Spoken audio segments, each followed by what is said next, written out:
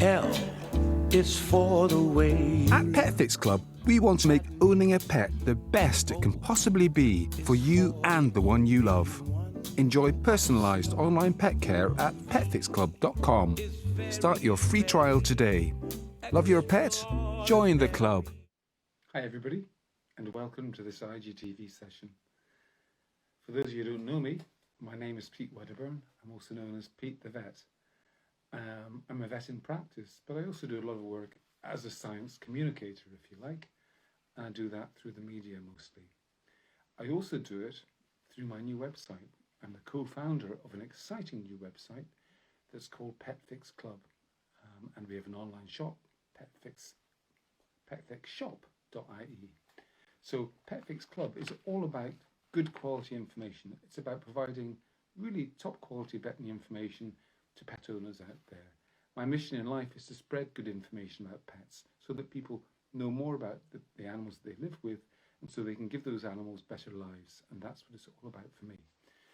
So through petfix-club, that's what we do. You subscribe to petfix-club and you get access to a whole range of different information, including the facility to ask me questions directly about your pet, and I'll get back to you very quickly if you do that.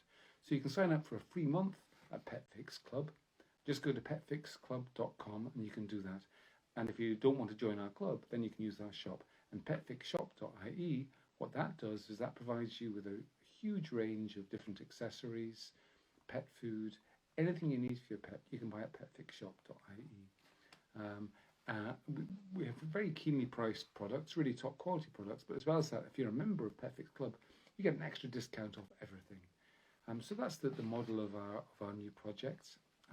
And every week, as part of what we do, as part of getting information out there to people, we have an IGTV session. That's about half an hour on video. That's what we're doing right now.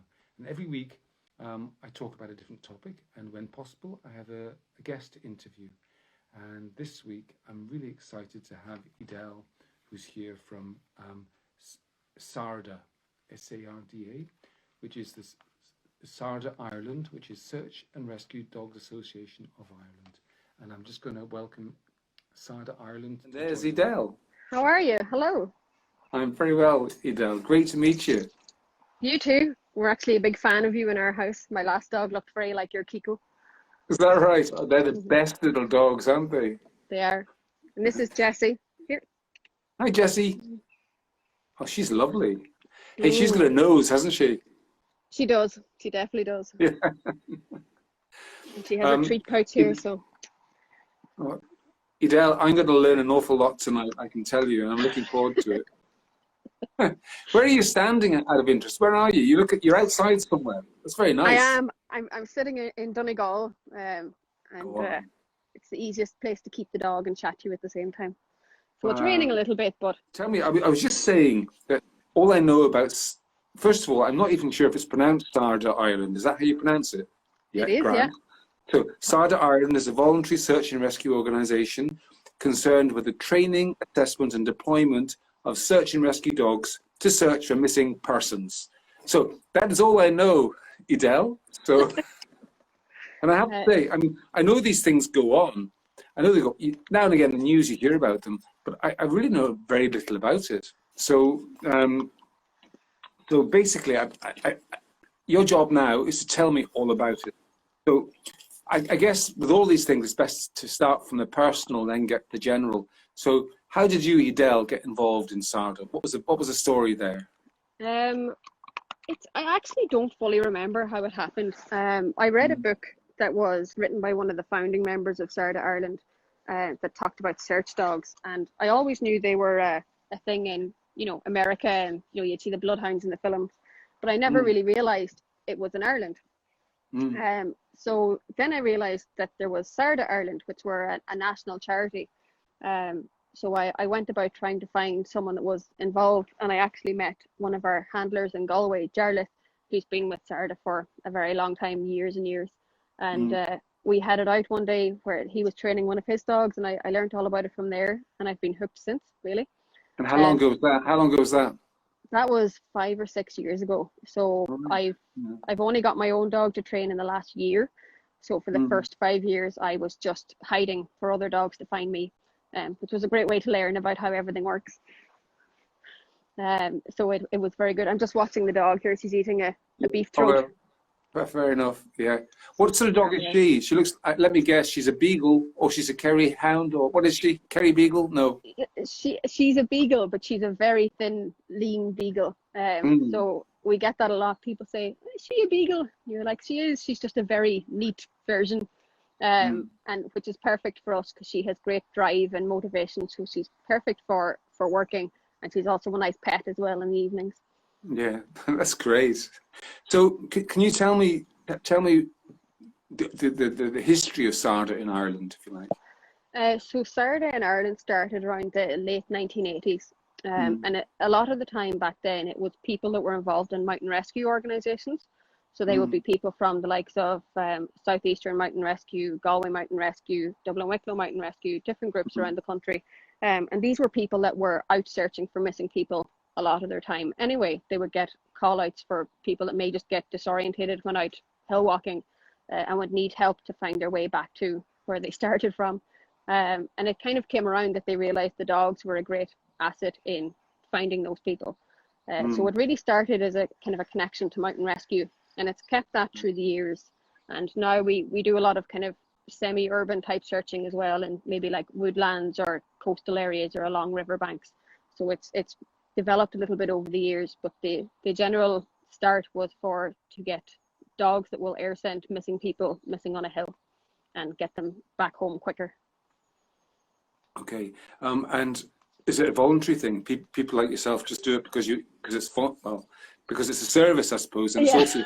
Is it fun? Is it fair to say it's fun?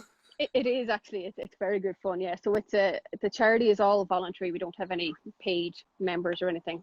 So everyone puts in their own time and effort. They pay for the upkeep of the purchase and the upkeep of the dogs themselves.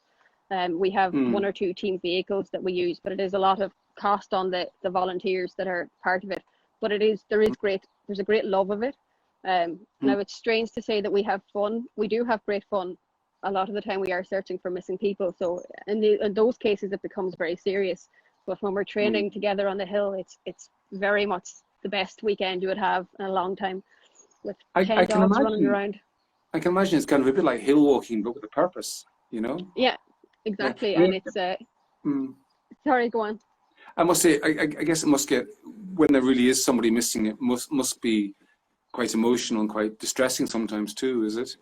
Yeah, it takes a certain kind of person to train a dog for this job. So a lot of people would, train their dogs in nose work for fun. So just, teaching the dog how to use its nose properly.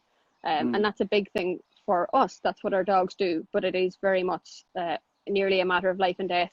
Not to be too dramatic about it. You want to make sure your dog is searched an area properly. And when we report back, that we know that it's clear and that there's no missing person in that area.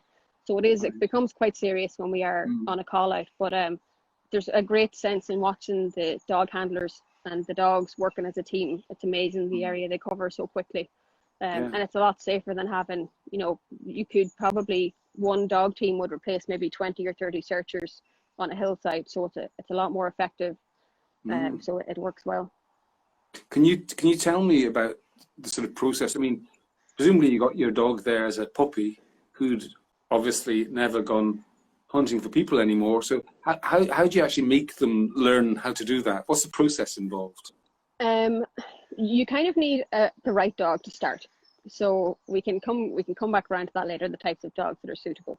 But when we start with a dog, for the first 6 months or so, we just treat it like a puppy. We're probably a little bit careful about what we would use later on when the dog is searching. We would have a reward. So it would either be a toy or food is generally the two options.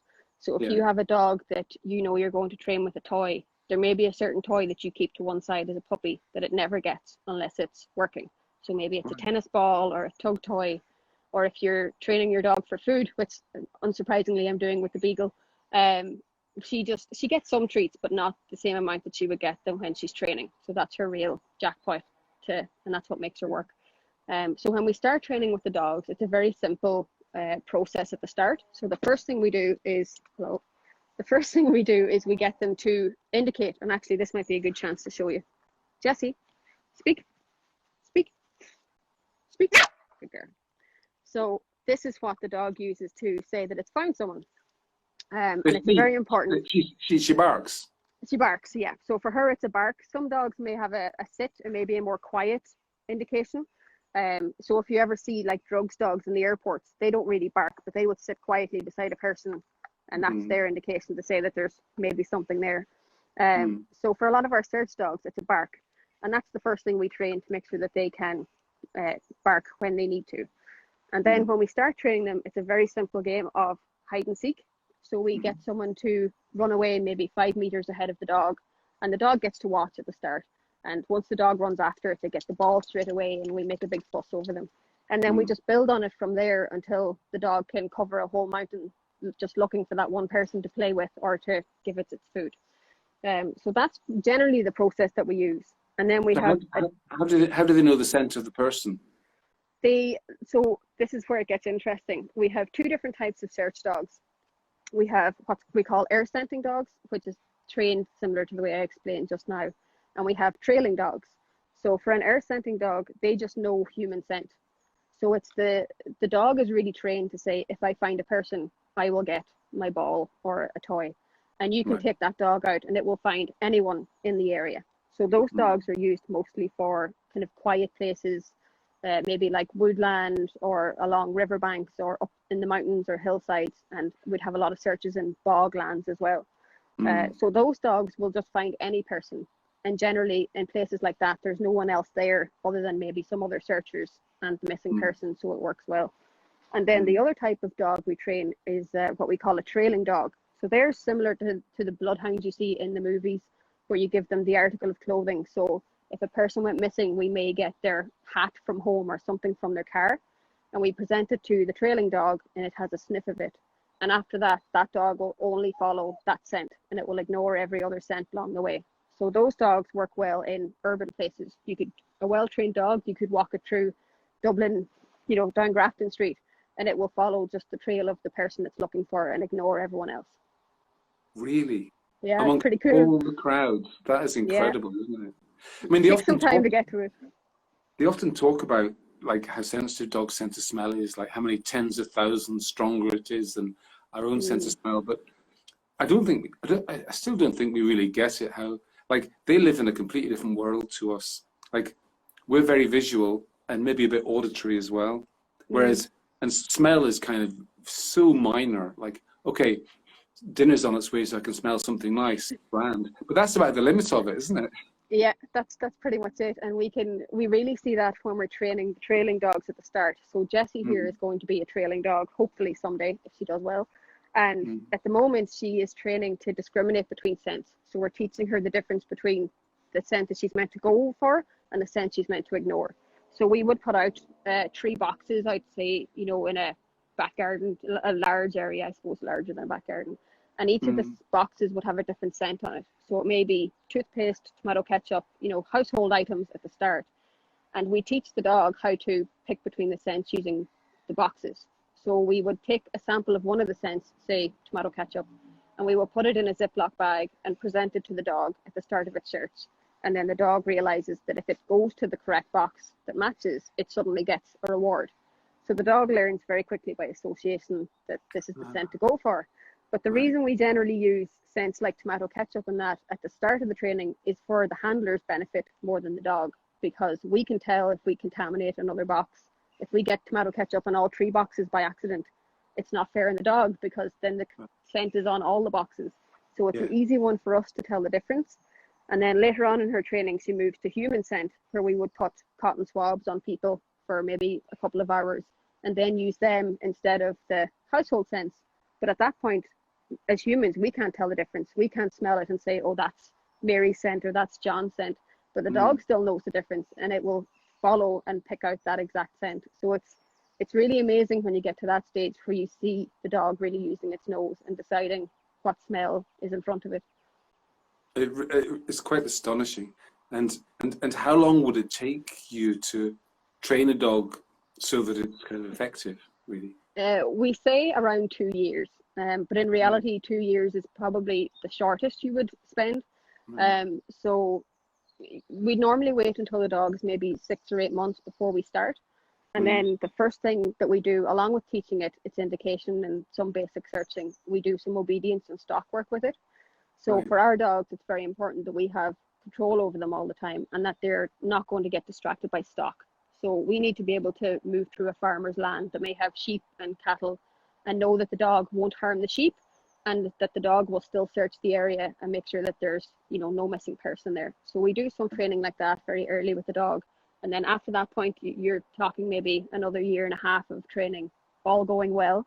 And then if maybe the dog might injure itself or the handler might injure itself or maybe they have to take a break for whatever reason, you could be talking maybe 3 or 4 years. So it can be a long process, but it's important to make sure that we get it right so that when we are searching that we know we're doing it properly. And when you say you're training them, like how much time is involved? Like would it be like half an hour every day or an hour on Saturdays and Sundays, or what sort of things involved? We wouldn't normally do it every day because the dog can get a little bit kind of fed up of the game. So the dog sees all of this as a giant game. And it's the best way of training the dogs because it's all positive reinforcement. You know, there's never any punishing the dog for doing it wrong and such. So because it's a game to the dog, if we do it too often and do it every day, the dog will get a little bit fed up and say, you know, we've played this game a lot. So a lot of our dogs might train maybe 2 or 3 times a week at most, I would say. And maybe for, you know, they could be a training session for 2 hours, but they may only be actually working for 20 minutes, depending on how big a search area is. So it's often, little and often, but not too often that the dog gets bored. Yeah. But when I listen to you saying all that, it strikes me that like you've got really special skills too. Like as a trainer, how do you learn that stuff? Because there must be an awful lot for you to know how to do all that, because it sounds really complicated. Yeah, there is a little bit. It comes over time, so there's no guidebook really to explain how all of this works, and it's somewhere between a science and an art in the sense of how we do this with the dogs. So a lot of the time it's from watching other kind of more experienced dog handlers. So when someone joins our organization and if they want to say, if they're coming along and saying, I want to train a dog for search, we will tell them they have to do a 6-month period, at least at the start, where they just observe and they, you know, get involved in training, but they don't train their own dogs. So in that sense, they learn from the other handlers quite quickly the do's and the don'ts of the process. And then the whole way through training, it's always kind of team effort. So you would very rarely be training on your own. There would normally be a group of you, and the more qualified people will say, you know, your dog is doing this, which is very good, but this part here, if you can try and not let the dog do that again, you know, they'll kind of give advice to help you along. And it's very much a work in progress. And sometimes your dog can make great progress very quickly. And then other times maybe something happens that the dog suddenly goes back a little bit and you have to take a step back and go back to the simpler stuff. So it's very good to have the other handlers there to learn from, because it's both simple and complicated. What they do is simple, but making sure they're doing it properly and that they're reliable when they're on a search is the complicated part. Of course. So that means there must be local branches all around the country, are there? Yeah, so we meet nationally every kind of 6 weeks, and we generally take a break during the summer, mostly because it's too warm for the dogs. And when we meet like that, we would travel around different parts of the country, because we would have handlers in Cork, Galway, Wicklow, you know, they're scattered around the place. So every 6 weeks we would go to a different area, and they're generally kind of hillside areas or maybe like Quilcha land where we can train the dogs and know that there's not going to be too many distractions for them. So we would all meet every so often, every 6 weeks, and then in between that we would meet locally with whoever's in our area to keep going in between the national training weekends. Now with COVID that all changed a little bit, but of course we adapted. Yes, yeah. And do you know how many members there are altogether in SARDA, Ireland? Oh, that's a good question. I should know this. We it's all currently right. have about 6 qualified dogs, and we would have maybe about another 20 dogs in training. Right. And then we would have some dogs body members, and they're people that aren't training a dog, but they just want to be involved in the charity and how the dogs. Dogs bodies. Yeah, people look at you when you say it and they're like, I think they get what the job is, but it's a strange sentence. But yeah, those are the people that play hide and seek with the dog. So they hide on the hillsides for the dog to come and find them. And you generally fall asleep. You might be sitting there for 4 hours in the side of a hillside, and it's lovely and quiet, and you're nice and warm with a flask of tea, and you'll just fall asleep until the dog finds you. And can anybody become a dog's buddy? Yeah, pretty much. Like, we have some requirements. So you have to be generally hill fit. So you have to be able to, look after yourself when you're up there, because the weather may change and, whatever Right. may happen. And you also have to be a dog person, because Yes. when our dogs bark, when they have found someone, it can be a pretty intense bark. It's not a quiet, polite Intimidating bark. if you're not used to it.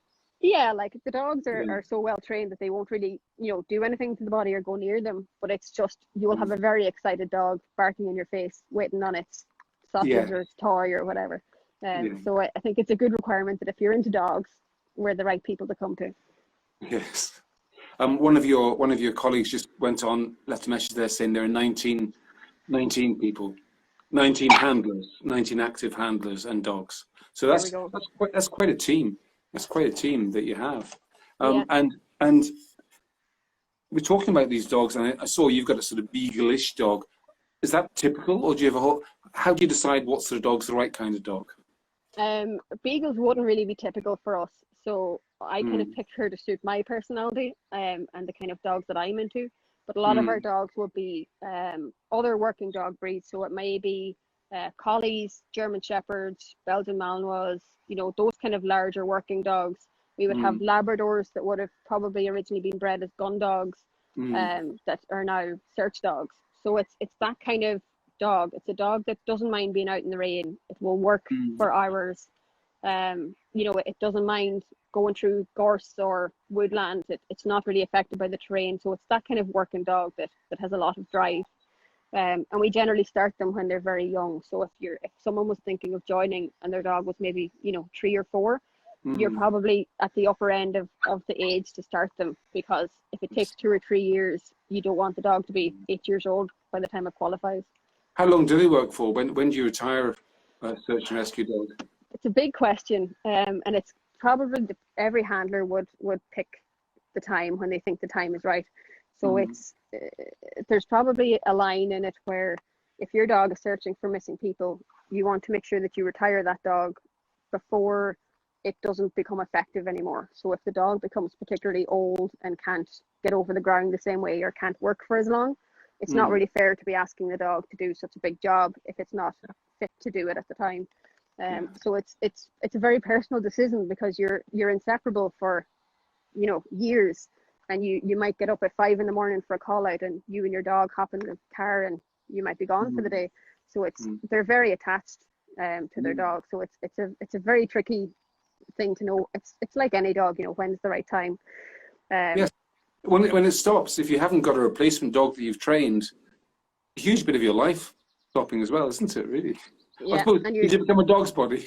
Yeah, that's just generally what happens. If people, they may not, you'd find a lot of our handlers would probably get another dog when their own qualified dog starts to get older. They would start another dog in training, and here's go find that. And the idea is that you have most of the training done with the new pup before you retire your old dog. Sorry, I'm just going to distract this dog. Go find it. Go. She's mad here for dinner.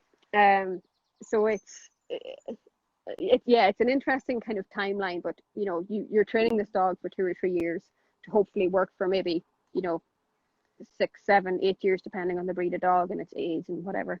So it's a big commitment for a long time. And when that ends, if something happens to your dog, like we've had cases in the past where some of our dogs have had kind of a tragic end very suddenly with different things happening to them. Same with any pet, like something may happen one day, and it's hard to lose a pet anyway. But when you were training it as a search dog, it's like losing an arm or a leg. The bond was so tight, so it can be a challenge and throughout the life of the dog, both when it's a puppy and when it gets older. Yes, no, I can get that. And can you talk me through, like, I know you do work for the Coast Guard Service and the Guards and Irish Mountain Rescue as well. Can you talk me through sort of how it all works? Like, are you at home and you suddenly get a phone call or something, or what's the process? That's generally the process, yeah. So if a person it depends how the person goes missing. So Mm. I guess two examples will be someone that is hill walking and goes missing versus someone maybe that has left home and maybe has something like dementia or Alzheimer's, and they know that that person has maybe wandering or maybe something has happened to them. So for a person that's lost on the hill, generally someone will ring mountain rescue, or sorry, they will ring the guards 999 or 112 and say, my partner was hill walking and they haven't come home. Or maybe the hill walker may ring and say, I'm lost and I need some help. So in those call outs, they will call mountain rescue, and mountain rescue would task the dog that's local to them as well if they think they need help with the searching part. And a lot of our handlers are part of mountain rescue teams already. So they would already be kind of part of the call out. So those dogs, they could be called out mostly to kind of mountain areas by when it's a lost hill walker. But at times we would get searches for missing people in kind of urban areas or communities where, maybe the person has wandered off. And in that case, it can be a far longer search sometimes because maybe that person has been, well, I think my internet is cut out, has it? No, it's all right. I can hear you. You. There we go. Hello again. Hello. You come indoors to your full Wi-Fi, have you? Yeah, I think our Wi-Fi went. Apologies. No worries at all. No worries. I'm just thinking where we were. We were talking about the process, weren't we? So the phone call comes in. So what happens now? Do you kind of drop everything? What if you're at work or something? We would generally have, well, now I'm still a first-time handler in that I haven't got to the point where I've qualified a dog yet, but I know from our other handlers, they would generally have jobs that would probably be fairly understanding if they had to get up and go all of a sudden. It would depend on the search. Sometimes we may say, depending on the time of day, we may say we'll respond a little bit later. So there may already be, in the case of a hill walker, say, there may already be mountain rescue teams on the hill searching. And at that point, maybe a dog isn't quite needed just yet. So they would maybe notify us in advance and we would say, yeah, we'll be there tonight. The dogs will they'll work in any conditions, but they work very well at nighttime. So they're very useful when everyone else goes home for the night to rest. It's a good time to take out the dog. In the dark? Yeah, so the dog doesn't really care for light or dark. It's just using its nose the whole time. So it will happily work regardless of whether it's bright outside. Bit tricky for you guys. Yeah, we generally would have our handlers would be very competent people on hillsides. So they would have mountain skills training and they would normally be part of another mountain rescue team or another kind of rescue organization where they would be competent to be in conditions like that in the dark. It may be raining, it could be snowing. Presumably. Yeah, and we would put lights on the dog's jacket as well so that we can see where they are. And a lot of the dogs would also wear bells on their collars so we can hear where they are, because for our air scenting dogs, they could be half a kilometre away on the other side of a hill because they might get the smell of a person from a big distance away and just take off in that direction.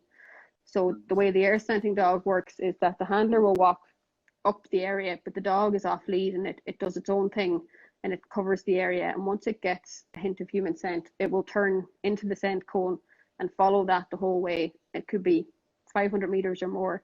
And at that point, the handler isn't going to run as fast as the dog will.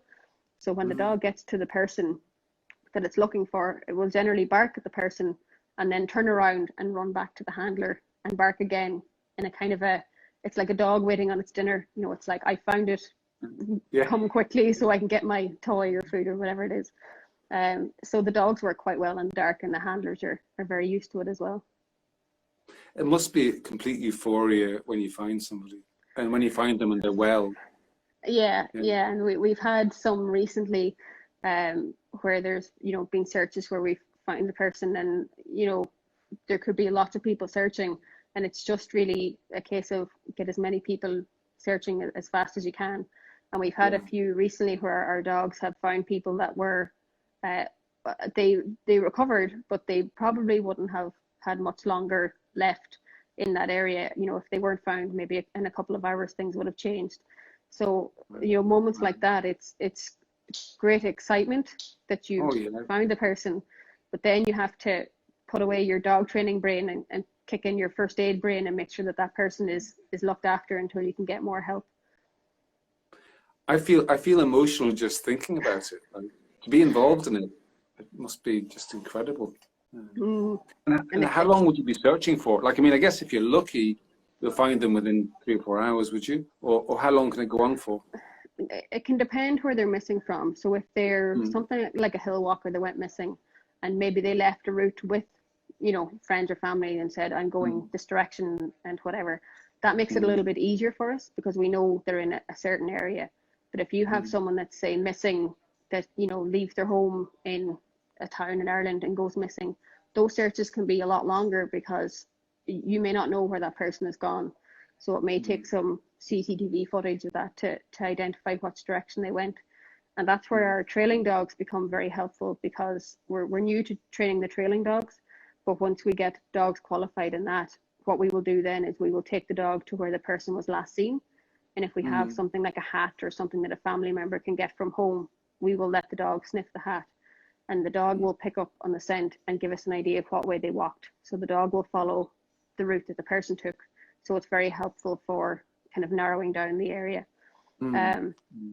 So sometimes it can go on for days. We've probably had some searches that have lasted over weeks where we would maybe return a couple of weeks later, and those sadly wouldn't have very positive outcomes. But it's a part of the service as well. Yes. And do the guards have their own dogs to do this as well, or is it they always use your dogs? The Gardaí have different kind of dogs. So they would have, they'd have public order dogs, drugs dogs, but they would have like tracking dogs. And those dogs are very useful for the case of criminals where someone has broken into a factory and ran across, a field. A tracking dog is very helpful there because it will just follow the fresh tracks rather than, it doesn't need the robber's hat or it doesn't need the robber's, scent to follow the track. So they would have a different kind of dog for a different purpose.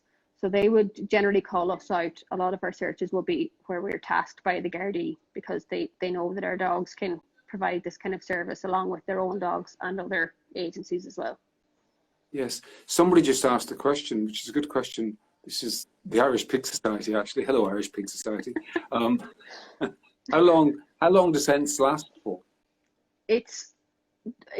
There's difference in research out here. So for our dogs, we would generally train them on fresh scent at the start, and then as they get more advanced, we would age the scent a little bit more. SARDA is part of another group called SARDA, which is the National Search and Rescue Dog Association that's based in kind of the UK, the Isle of Man and Scotland, and they have trained trailing dogs for years, and they would follow trails that could be a couple of days old sometimes. We try not to send the dog onto too many searches like that where it's maybe weeks old, but there are cases you can find it if you do a bit of Googling where a dog would maybe follow a trail that is 1 week, 2 week, 1 month, 2 months old.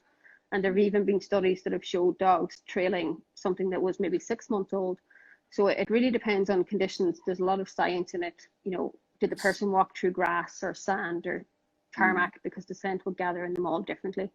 And what the weather was like. Was it warm, cold? Has it rained? Is it foggy? There's a load of different things that kind of come into play. So it's a pretty good question, and it can really depend. But you could have a trailing dog trailing a trail that's a couple of days old. So when a person goes missing, we do have a bit of time to get there and to help. But obviously, the quicker we're there, the better.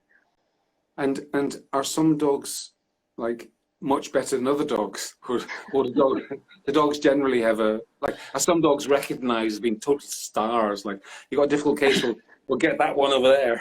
Yeah, that's a good dog. They're all good dogs, isn't that the general comment to make? All of the dogs that we have in training would be very, very good at this job. The Irish Pig Society is coming back saying that they should train up the pigs. You never know, maybe the pigs have a good nose for scents as well. But they use pigs for sniffing out truffles, don't they? Oh yes, yeah. So there you go. If the Irish Pig Society want to come to SARDA training someday, they're more than welcome.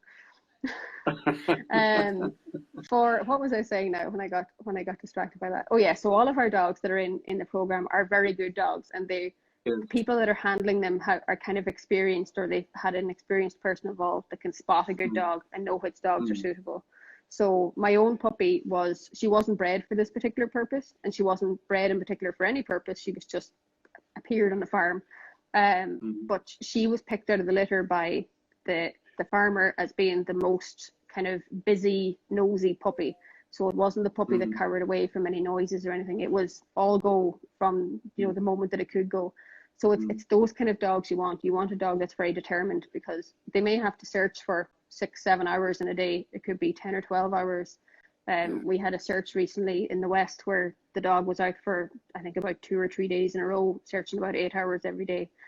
So it's a big ask of the dog, and you want to make sure your dog is fit and able to do it. Yes, yes. And listen, somebody else just asked here, and this is from Elaine Walsh. How can volunteers get involved in SARDA? Supposing somebody wanted to get started, what would they do? So they can go to our Facebook page, SARDA Ireland, or they can go to our website, sardaireland.com. And on there, they'll find some information about kind of what's involved and what it takes to be involved as a dog's body, and what it takes to be involved if you want to train a dog yourself. We love having new people along. When anyone joins, as I said before, they do 6 months of bodying where there's no pressure on them. They're just there to watch and to learn and to get involved with some of the dogs. And it's a good time for them to get a feel for if the organisation suits them or not. It's a lot of time outside and fresh air, which is brilliant. But you know, if it rains, we stay outside. There's no, you know, going away because it's raining. So You must make friends. Yeah, it's a very very close group. Like and particularly we used to have training weekends. So the training that we would do every 6 weeks would be weekend training. So you get to catch up with people from around the country for the weekend. Now with COVID, we can't really do that. So we just meet for the day.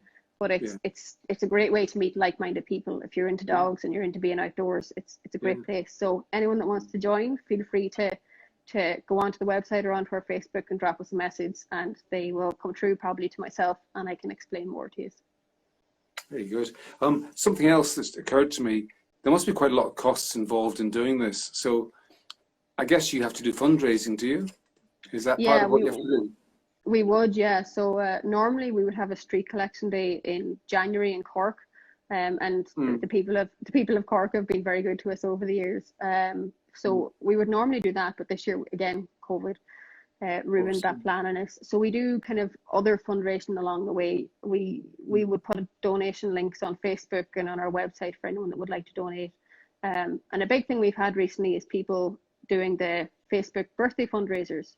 So for their birthday, they pick a charity, and we've had people that have selected SARDA, and they could raise 200 or 300 quid for their birthday from all of their friends. And like, that's an amazing amount of money to come into our charity, because there are no managers, you know, there's nowhere for that money to go other than into the dogs.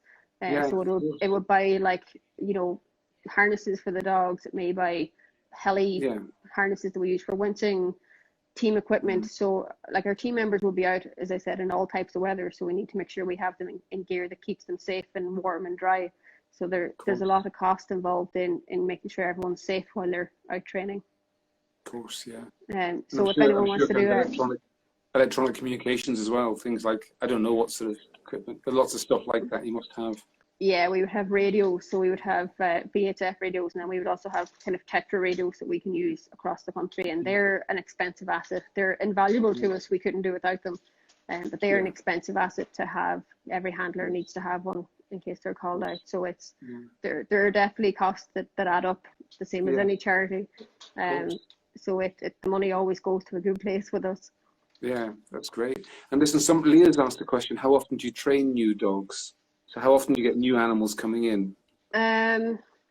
We've no set kind of numbers or quotas or anything. So it's really as people become interested.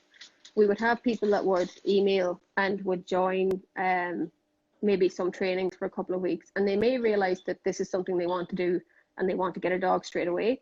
Or maybe they might say, I think in a year or two I'll get a dog. So I took that approach. I was with them for 5 years before I decided to get a dog. So it's a big commitment. We would take people with their dogs, or maybe with puppies they think are suitable, and if they're kind of suitable to being a search dog handler.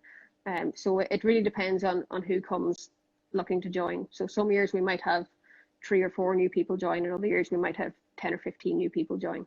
And it's a very, because it's such a long process and such a kind of an important job at the end of the day, you know, it's a lot of our dogs may not make it. So, you know, out of 20 dogs that train, maybe only 5 of them might qualify. Different things may happen along the way.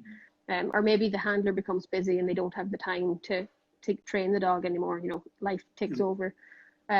So we would have a lot of dogs in training, and then some of those dogs will make it the whole way through the 2-year process. And tell me, does the demand for your services generally meet what you can supply, or how does that work? Like, is it? Yeah. Generally, yeah. So at the moment with 6 or 7 qualified handlers, they kind of work on a rota system. But if there was a very important call out that came in, like say if it was a missing child that was missing in a forest somewhere in the Midlands, probably all of our handlers would respond if they could and head to that. So it's a big commitment for the handlers. You know, they might be walking out on their own kids, you know, birthday party. Well, it mightn't quite be that bad, but you know, they could be leaving any event to go searching, and they may not know when they're back. So they may say, you know, I'll see you when I see you. So it's, you just respond when the call comes in. You just, if you can go, you go. Yeah, right. Can you, and I'm sure these things are often very confidential, but just to finish with, can you tell us the story of one of your search missions to give people a real life sense of what it's like? Somebody asked that question. Maybe you can't do that, but we probably, I'm trying to think of something that's not overly specific. Good, just play an example. An example is probably a couple of years old now at this stage, but one of our previous dogs, Dexter, who's handled by Jerry Tobin, who's our training officer at the moment. They had an excellent find years ago where a woman had gone out for a walk, and something terrible had happened to her in between. She was left in a very kind of unwell state, and nobody really knew where she went. And everyone went searching, and they had a general idea that she normally went for a walk around a certain time of day. So a lot of the searching started in that area, but the evening was kind of drawing in, it was getting dark, and at that point human searchers can only do so much because it's harder to see in the dark. You know, you might walk past something and just not see it. But at that point the dog was there, so Dexter was there, and they continued searching, and Dexter had her found, I think, about half an hour after everyone had left, and she was the next morning it probably would have been too late. So it's Dexter saved your life. Yeah, and that's what can happen. And you know, it's probably a sad note, but you know, a lot of the times we may be searching and that person may not be alive. They may have been deceased for some time. But that's also an important job to do as well, because it's closure to families and different things. So it's our dogs finding someone either way is a good result, in that we can, you know, end the search. Closure anyway. But it's that only happens every so often. A lot of the time we just have good fun training. So we would generally do, I think last year we did around 40 call outs over the year. So that's probably what, one every week or two, or maybe a bit, and they would have been to a variety of environments. You know, it may even just be a hiker that fell and broke their ankle, and they can't tell you where they are. They know they need help, they can't move. So the dogs will be very useful in that sense. And in that case, it's always generally a positive outcome. The dog bounds in beside them and says, hello, and heads back to the handler. And, you know, the person gets medical attention probably a bit quicker than if the dog wasn't there. So it can be, if you were missing and you saw the dog coming in a SARDA jacket with a bell on it, you'd be quite happy. You'd be very happy.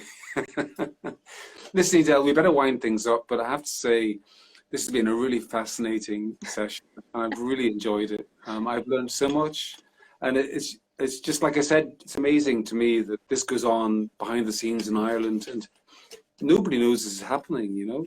And we all just take it for granted that when somebody goes missing on a hillside, that somebody happens to be there with a dog. But none of us think, well, how does that work? How does it come about? So you've certainly explained it all in great detail, and it's just fascinating. And I need to say to everybody, if you missed some of this talk, it's really worth watching and listening to. Then it'll be around for a while if people want to see it. And just to say again, if everybody does want to donate, you can go to sardaireland.com/donations-funding. And if you've enjoyed listening to this talk, then, you know, give them 10 or 20 quid. You know, they deserve it. They're doing great work, and and we really appreciate, you know, everyone's donations. no matter how big or small, you're helping put a dog on a hill to find a missing person. So it all adds up. But thank you very much for having us on. We loved kind of talking about this, and there's not many opportunities where we can really kind of talk about it too much. The national media should be regularly. I see a whole television series about you guys. It's so good. It's so interesting. We'll have to go to RT after this. Yeah. Well, listen, we're going to write a blog about this. So if you go to Petfix Club tomorrow, you'll see there'll be a blog there. And there'll be a link to your donations page as well. Great. And Thank you listen, very I much. really, really appreciate your time to tell us this stuff. No problem. And has your dog gone away now? Yeah, she's in her crate. She's chilling out. She's done her PR work for the day. Yeah, well, it's lovely to meet him anyway. And so Kiko's over there. She says hello, by the way. Oh. Okay, listen, thanks again, Adele. No and thank you, problem. everybody, Thank for you very watching. much. Yeah, really thank you. enjoyable, and I've learned a lot. I hope you all have as well. Okay, Thank you very I'll see you much. again sometime, Adele. All right, look after yourself. Bye. Bye-bye. L is for the way. At Petfix Club, we want to make owning a pet the best it can possibly be for you and the one you love. Enjoy personalised online pet care at petfix-club.com. Start your free trial today. Love your pet? Join the club.